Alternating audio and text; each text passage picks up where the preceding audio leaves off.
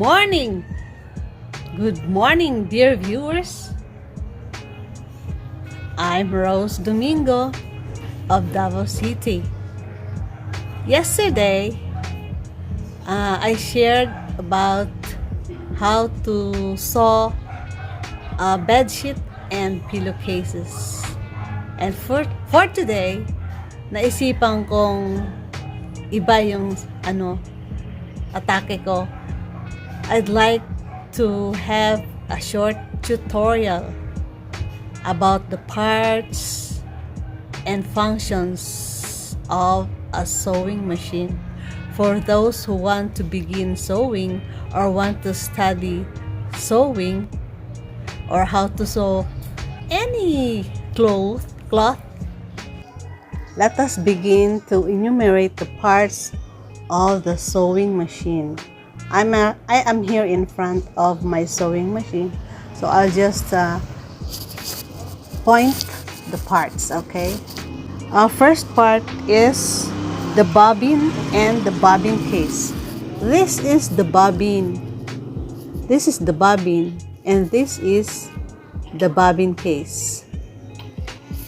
The uses of the bobbin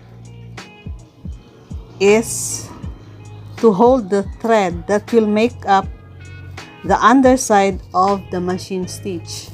So, ito yung nakikita na, ito yung galing dito yung nakikita natin na tahe. Kunyari, itong tinahe, ito under, yung under na tahe, dito galing yun. Tapos, yung upper portion of the cloth, yung tinahe natin, itong sa top portion, galing dito. Okay. And the uses of the bobbin, the bobbin case. This one is the bobbin case. This is holding the bobbin in place. Okay. Iba-iba ang bobbin case. Every machine has a different bobbin case. Hindi pwedeng ipalit ang isang bobbin. Kunyari, ito is for this model. Hindi pwedeng ipalit ito sa ibang bobbin ng ibang model. Hindi gagana yung machine. So, that is the bobbin and the bobbin case. Number 2, slide plate or bobbin cover. This one is the slide plate or bobbin cover. The purpose of this is it covers and allows the access of the bobbin. So, ipasok na natin sila doon, cover niya ito. That's it. Ganyan yan. Ganyan. Lagay natin dyan. Tapos, hawakan natin ito. Ipasok natin doon. Sa ilalim doon, Yun, makikita nyo. Doon. Ganon. Ganon, Ganon ang pwesto niya. So, this is the cover. Slide plate or bobbin cover. Next part is the presser foot. Presser foot is this one. This one. Kita nyo? Kita nyo ito? Ito. Ayan. Yan ang presser foot. This removable presser foot keeps fabric in place as we sew. Ito yung, natatanggal kasi ito. Ito yung nagho-hold sa fabric kung nananahi tayo. Meron diyang sa likod. Merong, yan, para i-press niya yung cloth na tinatahi natin. So, that is the presser foot. Different feet are appropriate for different sewing techniques or fabrics.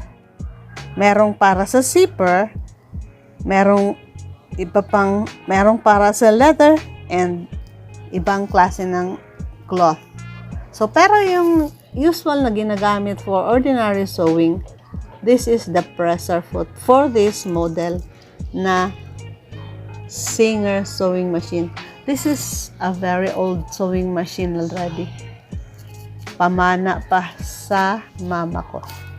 Number 4 is the needle and needle clamp. Ito yung needle. Ayan o. Ito yung needle ng machine. Ito naman yung clamp niya. This is the clamp. This holds the needle.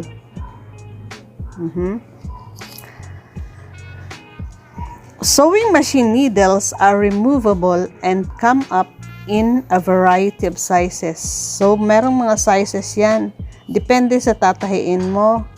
Merong mas mataba, merong mas papayat. Ganon yung mga needles. Merong mga numbers yan. 12, 13, 14. Ang ginagamit namin usually is 14 to 16. Throat plate. This throat plate, sometimes called the needle plate. This one here. This one is the needle plate. That one. Sits below the needle and presser foot. Oh. Ito, below the presser foot and the needle is the throat plate. A small opening in the plate allows the bobbin thread to come out and the needle to pass through to make stitches. Meron doong hole. Doon papasok yung thread na galing doon sa bobbin. At ang isa galing dito sa needle. Another one is the feed dogs. Feed dogs are those with parang may ngipin. Kikita ba ninyo? Yun. Na-focus ko. Yun. Yung may parang teeth. Ang tawag dun is feed dogs. Ang function naman nito ay these small metal or rubber teeth pull the fabric between the presser foot and throat plate. The feed dogs also regulate the stitch length by controlling how much fabric passes through at once. Yun daw ang purpose niya. Siya ang nag-control ng thread and fabric while we are sewing. Another one is the tension regulator. This one, for this machine, this is what we call the tension regulator. This one regulates the yung kunyari maluwang yung thread na galing sa itaas, siya ang nag-control. May mga numbers yan. Kung ilagay mo dyan sa mga 6, 7, masyadong tight, mapuputol yung thread. So 4 or 5 is the best number for this machine for a regular sewing. With proper tension, the top thread and bobbin thread will join together in uniform stitches. So, mag-join sila doon, galing sa, baba. Ito ang taga-regulate kung tama ba yung kanyang tightness. If the tension is set too tight, the stitch will pucker and break. If set too loose, the stitches will not hold. For machines with a manual dial, iba naman yung sa kanya. Pero sa ganitong klase, yan, ganyan ang itsura ng kanyang tension regulator. So that is number 7 part of the machine. Number 8 is the take-up lever. Take-up lever is this one. This one. Ang purpose naman yan is the top thread passes through this metal lever which moves up and down.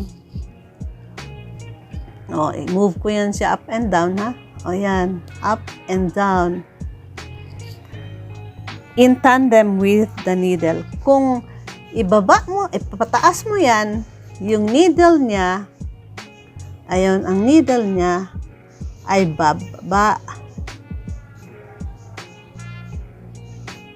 Kung ipataas mo yan, ay pataas pala. Kung ipataas mo yun, hindi makita sa camera. Kung ipataas mo yun,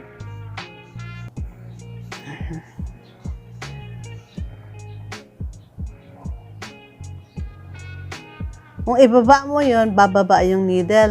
Kung ipataas mo yun, tataas yung needle. Okay?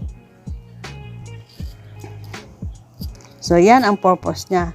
Para tagahila ng thread. Kasi control din yan. Kung walang ganito, hindi ma-control yung thread, pababa or pataas. Depending on the machine, the take-up lever may protrude from the front or hidden inside the plastic casing. Yung ibang machine, nakaprotrude yan dito, yung ordinary machine. Ito naman, iba naman ang style niya. Hindi nakaprotrude. Ano lang siya, parang nakatago dyan. Ito, nakatago.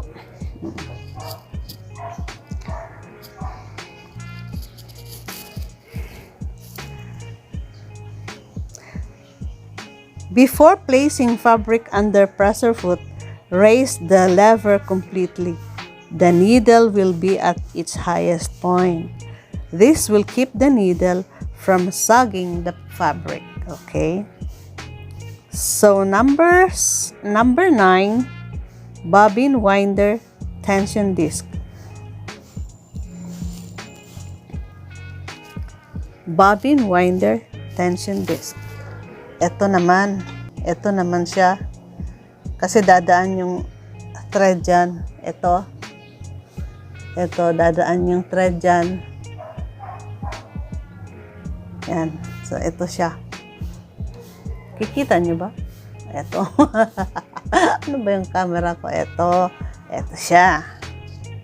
So, number 10, bobbin winder. Ito naman. Ito na yung bobbin winder. Kunyari, kukunin ko yung bobbin, ha? Kunyari, naubusan ng thread yung bobbin natin. This one is the bobbin, no? Naubusan ng thread. So, ilagay mo dyan. Ilagay mo dyan. Para maglagay tayo ng thread dyan. Ayan dyan. Yan. So, pag pinaandar natin yan, tatakbo. Ganyan, magganyan yung thread dyan, oh. So, kalagay dito, an empty bobbin placed on this winder to be filled with thread from the pool. So, to ensure that the thread winds evenly, always start with an empty bobbin. Dapat empty yang bobbin, empty yan before placing another thread para mas maganda yung takbo. Even yung pagkalagay. So, kung hindi yan maganda pagkalagay dyan, pangit din ang tahi mo.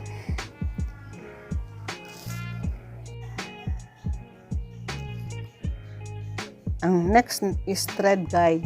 Ito yung thread guide. This thread will pass there sa thread guide. Ito.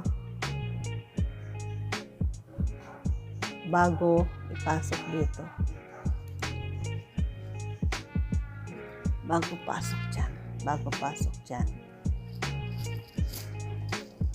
From the spool pin, thread passes through these metal loops to help regulate the tension thread. So, para maganda yung ano niya. Spool pin. Next part is the spool pin. Ito yung spool pin. Ito yung spool pin. Yung lalagyan ng thread dyan.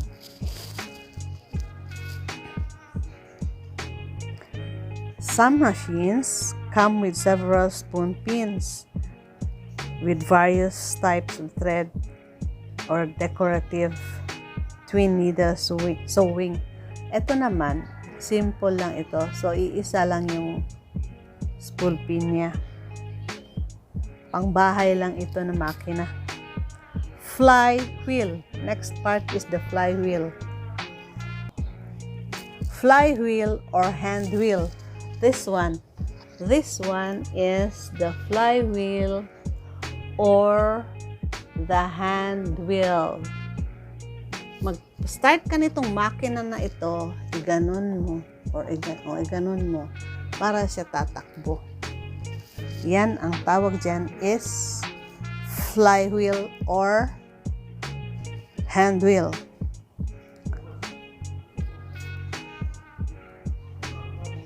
Next part of the machine is the stitch selector.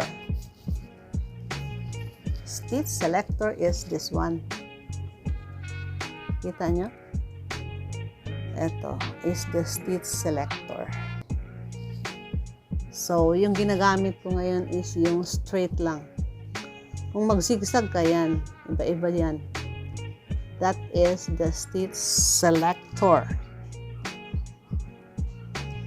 On older machines, a dial allows to choose between different machine stitches. Ito, marami siyang stitches. Stitch length selector. Stitch length selector is this one. Kunyari, gusto mo ng mas malalaki yung stitches. Yan. Pero ito ang regular number 2. Para sa machine na ito. Pangit naman kung masyadong malalayo yung niya. Yung kanyang stitches. Stitch length selector. Ito naman. Ito. Ito yung stitch length selector.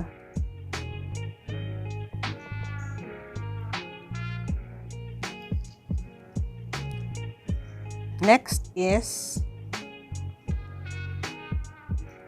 stitch width selector. Ito ang width selector. Nabaliktad na. Hindi kasi ginagamit yan eh. Sa manual na makina, iisa lang yung ginagamit natin. Reverse stitch button. Ito ang reverse stitch button. Kunyari, ipa-atras mo yung tahi mo para mas matibay siya. Ito, i-push mo lang na ganun sa machine na ito.